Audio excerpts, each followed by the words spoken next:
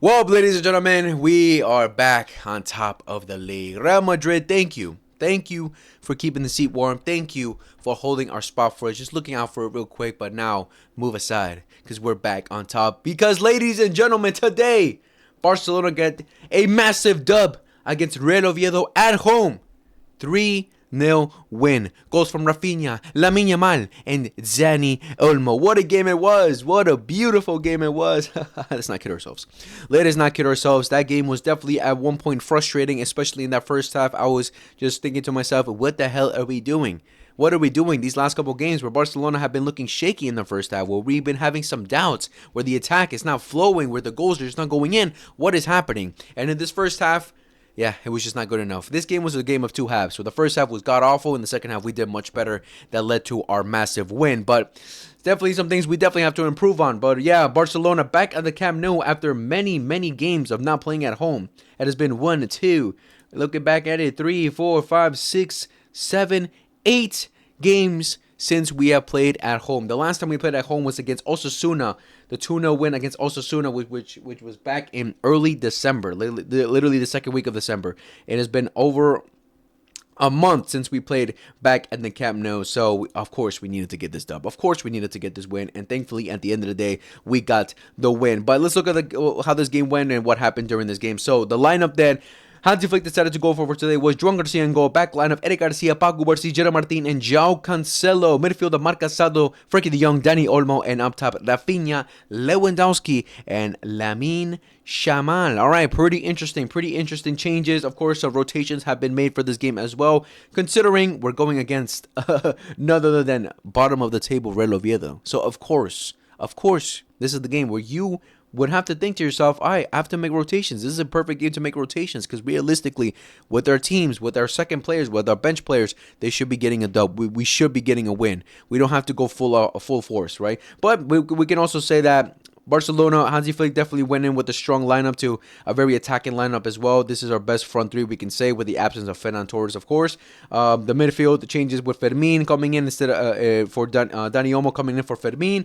Marc Casado now being the one chosen to play in the midfield. Now with Pedri's absence, we'll see. I think against Copenhagen, we'll truly see what is the midfield that Hansi Flick decides to go for. Of course, for Copenhagen, Frankie won't be available, but who at least will play one of the double pivot roles alongside Dani Olmo and Fermin, who I think that's the lineup that he will be going up with for that game.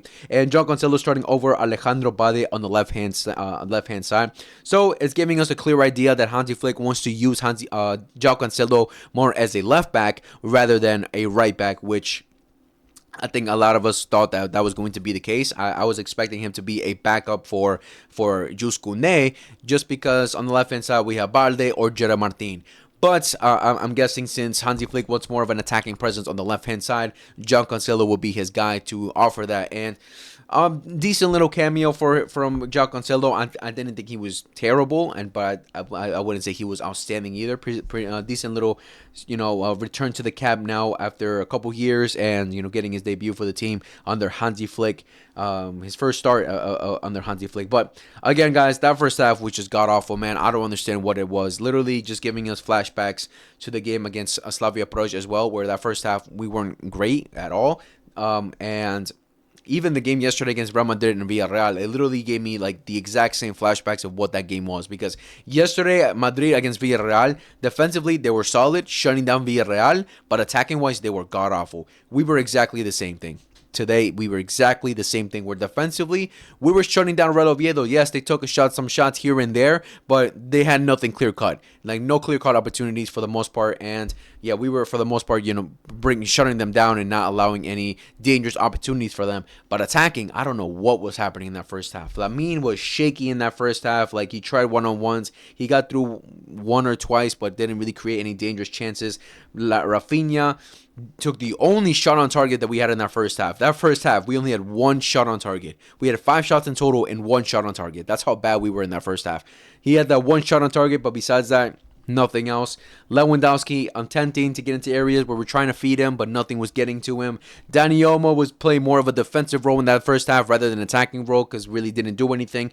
The only outstanding players from that first half, I would say, was Frankie and Eric Garcia. Eric Garcia, man, We'll talk about him more in the end, but he was great today in general. And Frankie de Jong trying to motivate us, trying to push us forward, playing great defensively and pushing us forward as well, which is what we need from Frankie de Jong considering Pedri's absence, right? So, but that first half, man, it was just nowhere near good enough, man. It was awful. Gerard Martin gets an early yellow card, a very early yellow card, because this ref is a complete idiot sandwich. Who's the ref? What is the ref's name? Juan Martinez Manuera. What an idiot sandwich, bro. Like, Gerard Martin gets an early yellow card from a slight touch on Hassan. Like, it was so dumb. But Hassan was actually very dangerous in that first half. His overall rating went down. For the first half, he was pretty good. He was causing some problems on the left hand side. So maybe some concerns there, because there was definitely a moment in the game where Hassan got into the box and he cooked Cancelo. He got through him way too easily. But we already know Cancelo defensively, he's not going to do much for us. We already know he's a kind of a liability right there in the defensive line for sure. But going forward, I'd say Cancelo did pretty decent at times getting into the box.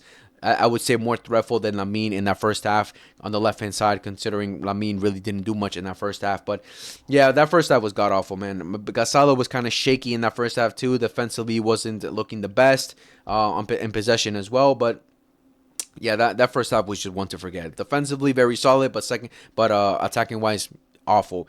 But second half was a completely different story. Little halftime talk from the Don Hansi Flick. For halftime, I was thinking, all right, just bring Fermin in since Dani Olmo wasn't doing much, and bring in Balde, put him on the left-hand side, and then put Cancelo on the right-hand side.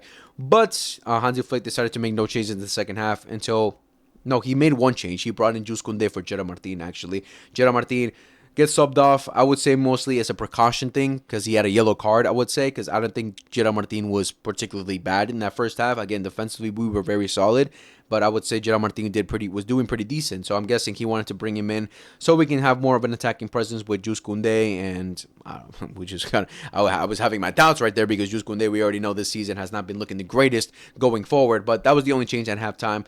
I was thinking Balde was going to come in and then Cancelo on the right-hand side, something like that, but no, he just decided to bring in Jules Koundé for Gerard Martin. But second half, we were much better. I thought we had a lot more control. We can definitely sense the lack of Pedri's presence in that first half, but second half, again, we did much better. I think the players definitely turned up a lot more in that second half, especially LAMINE YAMAL. He was cooking a little bit more, creating some more dangerous opportunities, and then we get the first goal from a great press from LAMINE YAMAL on, I think, one of these defenders right here. I forgot who. I think it was Carmo, maybe. Presses Carmo. He makes a mistake. It goes into the sky, and then a little rebound into Dani Olmo, who slots it into the bottom left corner. Golazo, hijo de puta. No one is saving that. And then we get the second goal from a huge mistake from one of the defenders or midfielders. I forgot exactly who it was from Oviedo, where they try to pass it back to the goalkeeper. A terrible pass back, and then RAPHINHA just gets it and just like a little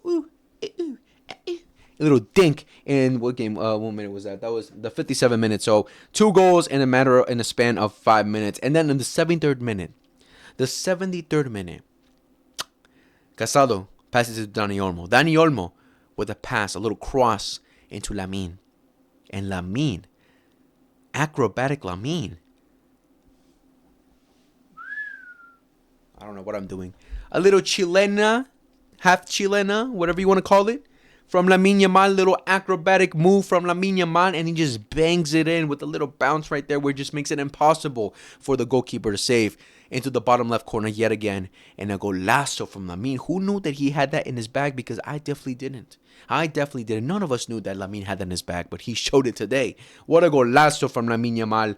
Beautiful goal from LAMINE YAMAL to get us the third goal, and from there, the victory.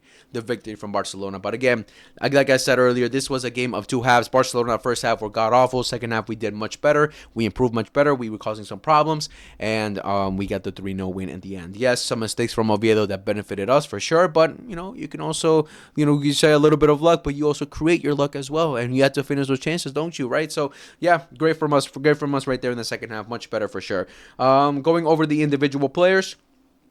Joan Garcia in goal.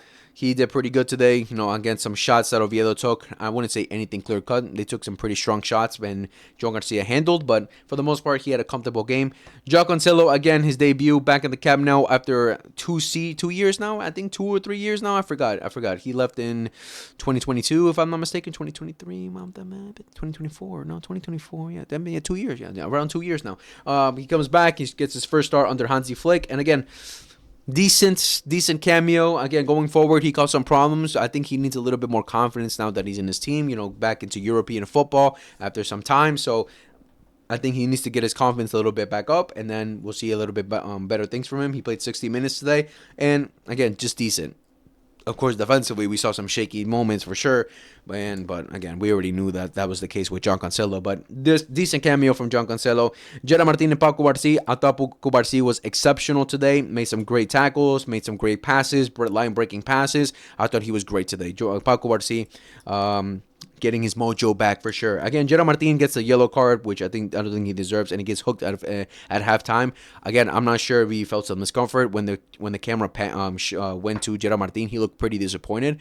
But I'm jacking more of just to keep it safe. He had a yellow card. Let's make some rotations. We need a little bit more from this game. Let's bring Koundé in. I think that's why mostly. But I wouldn't say he was terrible in that first half at all. Eder Garcia, man, he's been exceptional all season and continuing to impress every single game, bro.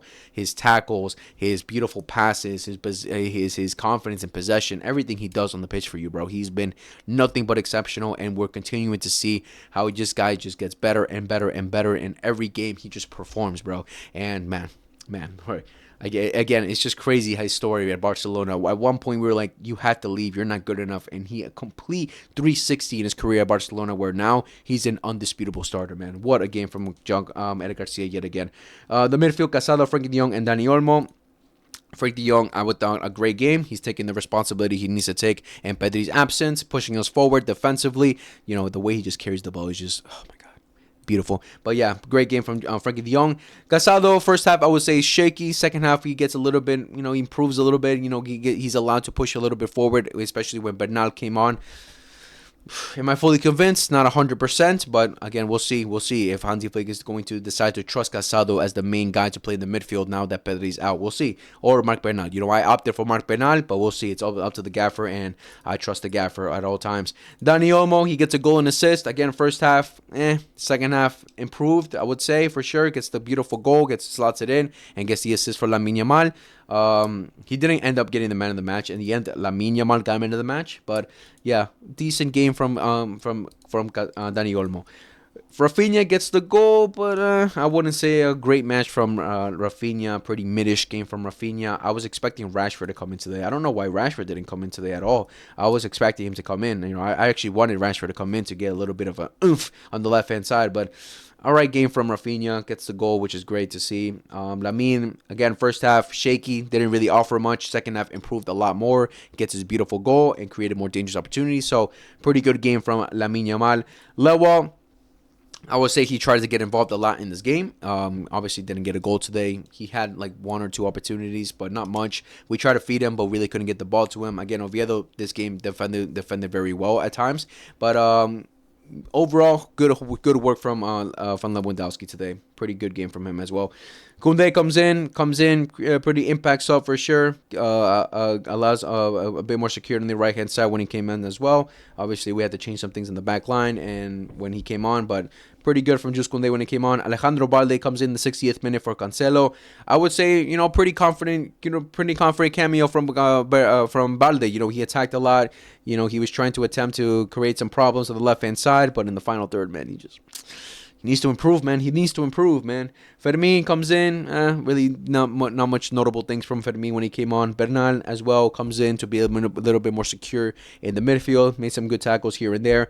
And Rooney, not really much in that first half, but when he came on. But overall, guys, the important thing is that we got the dub. Now we're back on top with 1 point ahead of Real Madrid. Our next game against Elche away, which won't be easy, and they got Rayo at home. So yeah, no matter what, we gotta get the next up. But obviously the next important fixture for Barcelona is against Copenhagen on the weekday, so we can potentially get a top 8 spot in the Champions League phase, so we don't have to play a round of 16 game playoff game. So hopefully that all goes well. But of course, Frankie de Jong won't be available, so we'll see what Hansi Flick decides to do for that game. But make sure to tune in. I will be streaming that game, and that's going to be a great game because every single game for the Champions League is going to be on that exact same game. Every single game is going to be in the exact same day on Wednesday, so make sure to tune in. We're going to be going over everything that day, guys. So yeah, guys, that was the video for today. That was the game for today from Barcelona. We got the dub today. That was the most important thing. At times shaky, but at least we got the win. That's all that matters. But guys, make sure to like, subscribe, favorite, hit the notification bell for everything on below. Share to your friends that love football, and I'll see you guys in the next video, whenever that is. Much love. Take care. I love you all, and peace.